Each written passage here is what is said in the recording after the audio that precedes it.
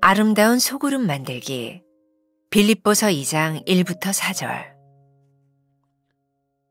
그러므로 그리스도 안에 무슨 권면이나 사랑의 무슨 위로나 성령의 무슨 교제나 긍휼이나 자비가 있거든 마음을 같이하여 같은 사랑을 가지고 뜻을 합하며 한 마음을 품어 아무 일에든지 다툼이나 허영으로 하지 말고 오직 겸손한 마음으로 각각 자기보다 남을 낮게 여기고 각각 자기 일을 돌볼 뿐더러 또한 각각 다른 사람들의 일을 돌보아 나의 기쁨을 충만하게 하라. 믿음의 사람들이 모인 소그룹은 하나님의 사랑이 드러나는 현장입니다.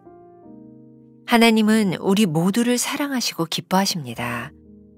누구도 이 사랑에서 제외될 수 없습니다. 믿음의 공동체는 바로 이 사랑에서 출발합니다. 하나님을 사랑한다면 하나님이 사랑하시는 사람을 사랑할 수 있어야 합니다. 너희가 여기 내 형제 중에 지극히 작은 자 하나에게 한 것이 곧 내게 한 것이니라. 예수님은 상처 입고 소외된 사람들을 찾아가셨습니다. 당시 사람들은 이들을 좋아하지 않았습니다. 그러나 예수님은 그들에게 사랑과 자비를 베푸시며 하나님의 사랑을 보여주셨고 신앙 공동체가 누구에게 관심을 가져야 하는지를 분명히 보여주셨습니다. 건강한 공동체를 위해서는 서로에게 정직해야 합니다. 문제를 덮거나 무시하는 것은 결코 옳은 일이 아닙니다. 사도 바울도 형제의 잘못에 관해 서로 짐을 지라고 말합니다. 정직하려면 겸손이 바탕이 되어야 합니다. 독선, 고집, 교만 등은 공동체를 가장 빨리 파괴하는 요인입니다. 교만은 사람들 사이에 벽을 쌓지만 겸손은 다리를 놓고 관계를 부드럽게 합니다.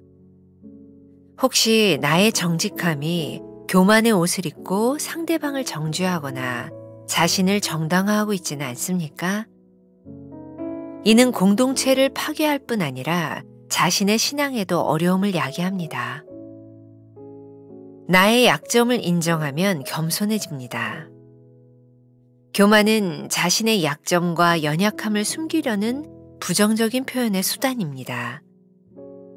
자신의 단점을 숨기고 더 좋게 보이려고 포장하는 것입니다. 과대 포장된 모습으로 상대방을 보면 결코 겸손한 모습이 나오지 않습니다. 하나님 앞에 나의 나됨을 바라보고 하나님의 손길을 기대하는 사람만이 상대방을 겸손하게 바라봅니다. 겸손은 상대방에 대한 이해에서 출발합니다. 사도 바울의 권면을 기억하십시오. 아무 일에든지 다툼이나 허영으로 하지 말고 오직 겸손한 마음으로 각각 자기보다 남을 낮게 여기고 각각 자기 일을 돌볼 뿐더러 또한 각각 다른 사람들의 일을 돌보아 나의 기쁨을 충만하게 하라. 내가 속한 공동체를 통해 하나님의 사랑을 경험합니까? 내가 속한 공동체는 서로에게 정직합니까? 내가 속한 공동체는 서로에게 겸손합니까? 오늘은 8월 3일입니다. 8월 한 달은 우리들이 사역에 대한 이야기를 나눈다고 이야기를 했고 어제부터 소그룹에 대한 이야기를 나누고 있습니다. 오늘 말씀의 제목 아름다운 소그룹 만들기. 어제는 성장과 성숙이 있는 것이 소그룹이었다라고 한다면 그 아름다운 공동체를 우리들이 어떻게 만들어갈 수 있을까 조금은 구체적인 이야기를 나누어 보려고 합니다. 아름다운 소그룹은 어떤 소그룹일까요? 여러분들 책에 제가 쓰지는 않았지만 제가 다시 짧은 말씀을 준비하면서 제 마음 가운데 우리 소그룹을 보면서 하나님의 기쁨이 있다면 하나님이 우리 소그룹을 바라보시는 기쁨이 있다면 참 아름다운 소그룹이겠다.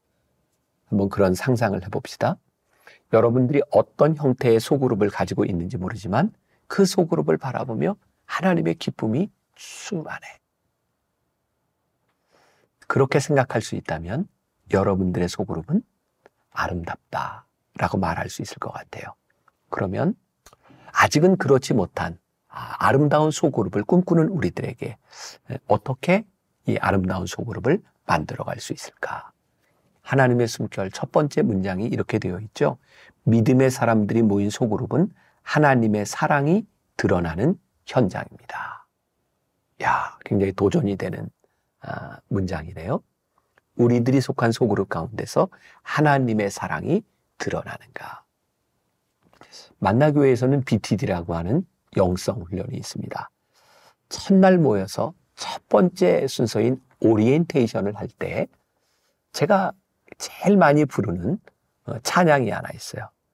당신은 사랑받기 위해 태어난 사람, 당신의 삶 속에서 그 사랑받고 있지요.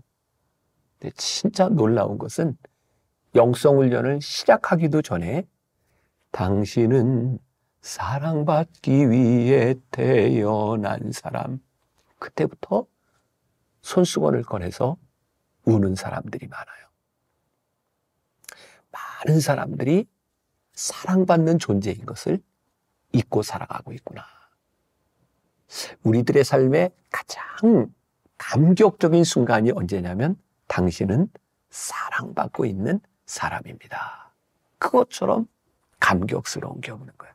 그런데 우리들이 속한 소그룹에서 여기에 속한 우리들 모두가 당신은 사랑받기 위해 태어난 사람입니다 라는 것을 경험할 수 있다면 그 소그룹은 얼마나 아름다운 소그룹이 될까요? 다시 말해서 우리가 이 소그룹에 만났을 때에 서로가 서로를 향해서 사랑받기 위해 태어난 사람이 아니라 미움과 질시와 어떤 음모의 대상으로 그렇게 보여지고 그렇게 만들어지고 있다면 여기에 소그룹의 아름다운 모습은 전혀 존재하지 않는 거죠. 당신은 사랑받기 위해 태어난 사람. 그게 소그룹을 아름답게 만든다. 두 번째 문단에 보면 건강한 공동체를 위해서는 서로에게 정직해야 합니다. 우리는 얼마나 정직한가. 사실 이 아름다움의 기본에 저는 정직이 필요하다고 생각해요. 왜? 정직하지 못한 거짓은 잠깐의 관계를 유지할 수는 있지만 정직하지 못한 그 거짓은 곧 정체를 드러내기 때문이죠. 거짓은 서로의 갈등을 만들 뿐만 아니라 거짓은 아픔을 만들어주는 거예요.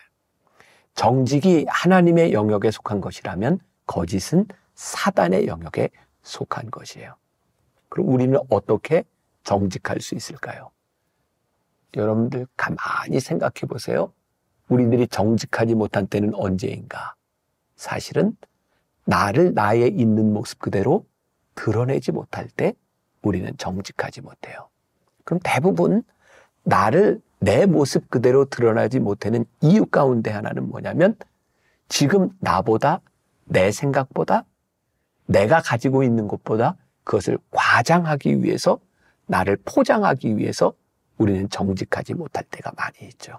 솔직하게 이야기할 때. 그렇다면 정직의 기본을 이루는 것은 뭐냐면 겸손이에요. 사실 겸손은 우리가 겸손해야지 해서 되는 것이 아니라 하나님 앞에 정직하고 솔직할 때 겸손할 수밖에 없는 거죠. 나를 과장되게 하지 않으려 할 때. 그러니까 소그룹 안에서 우리들이 노력해야 되는 게 있어요. 서로가 서로에게 정직하려고 하는 거죠. 그리고 정직의 기본은 뭐다? 겸손이다. 제가 언젠가 썼던 글인데 조금 읽어드릴게요. 그러면 어떻게 겸손할 수 있을까요? 우리의 약점을 인정하면 겸손해집니다. 교만은 우리의 약점과 연약함을 숨기려는 부정적인 표현의 수단입니다. 먼저 자신에 대하여 생각해 볼까요? 몇 주 전 제가 이제 이 글을 썼을 때입니다. 한 청년이 신학대학원을 가기 위해 저에게 면담을 요청했습니다. 대학원 시험을 보려고 하는데 요구 조건 중에 하나가 세례받은 지 4년 이상이라는 규정입니다. 그런데 그 학생은 열심히 신앙생활을 했지만 세례받은 지 1년 반밖에 되지 않았습니다. 물었습니다. 그런데 무엇 때문에 나와 상담하려고 하지? 목사님, 기간을 어떻게 조절할 방법이 없을까요? 다시 물었어요, 제가. 신학을 공부하는 시작부터 자신의 약점을 숨기려고 한다면 하나님께서 너를 어떻게 쓰시겠니? 그리고 저의 경험을 이야기해 주었어요. 저는 유학 시절 교단에서 진급하는 연급을 5년 동안 머물러야 했습니다. 이유는 간단했습니다. 공부하는 동안 풀타임으로 목회를 하지 않으면 진급하지 못한다는 규정이 있었기 때문입니다. 어떤 사람이 저에게 이런 말을 했습니다. 관행이 그래요. 다 그렇게 진급합니다. 그때 제가 이렇게 대답했던 기억이 있습니다. 저는 목회를 5년만 할 것이 아니라 평생을 할 것입니다. 5년을 위해 하나님이 예비하실 미래를 포기할 수 없습니다. 생각해 봅시다. 자신의 단점을 숨기려고 하면 그것은 교만입니다. 자신보다 더한 것을 내세우기 위해 자신을 포장하는 것은 교만입니다. 과대 포장된 자신의 모습으로 상대방을 보면 결코 겸손한 모습이 나오지 않습니다. 하나님 앞에 나의 나됨을 바라보고 하나님의 손길을 기대하는 사람만이 겸손하게 상대방을 바라봅니다. 저만 그런가요? 여러분들은 어떤가요? 우리는 누군가와 대화하면서 어떤 모임에서 이야기할 때도 늘 그런 유혹에 시달립니다. 참 정직하기가 쉽지 않아요. 나의 나된 모습 그대로 나를 표현한 것이 결코 쉽지 않습니다. 이 정직함이 교만의 옷을 입고 그리고 정직함이 교만의 옷을 입을 때 그 교만의 옷을 입음으로 인하여 상대방을 쉽게 정죄하기도 해요.